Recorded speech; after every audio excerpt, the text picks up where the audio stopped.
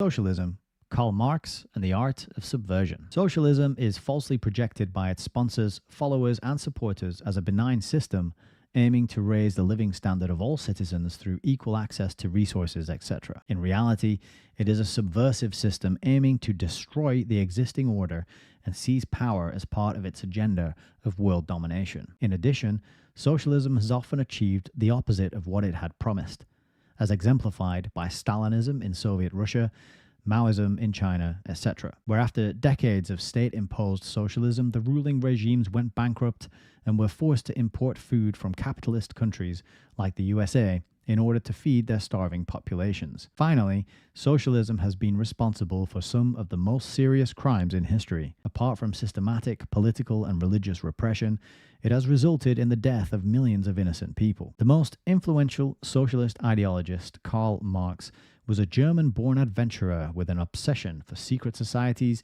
and revolutionary intrigue who sought to subvert for his own ends not only the establishment, but also the revolutionary movements he joined, leading the French socialist Pierre-Joseph Proudhon to describe him as the, quote, tapeworm of socialism. Following a failed attempt to foment revolution in Germany, Marx fled to France and then to Belgium, where he became the head of the illegal revolutionary organization, the Brussels Communist League. About this time, Marx came to believe that terror was a necessary part of revolutionary strategy. Later that year, back in Germany, he wrote, quote, "There exists only one means of shortening, simplifying, and centralizing the death agony of the old order of society and the bloody birth throes of the new. Only one means, revolutionary terrorism. And that," quote, is from The Victory of the Counter-Revolution in Vienna, and that's quoted in a book called Terrorism and Communism. Between 18th March and 28th May 1871, a group of socialist revolutionaries,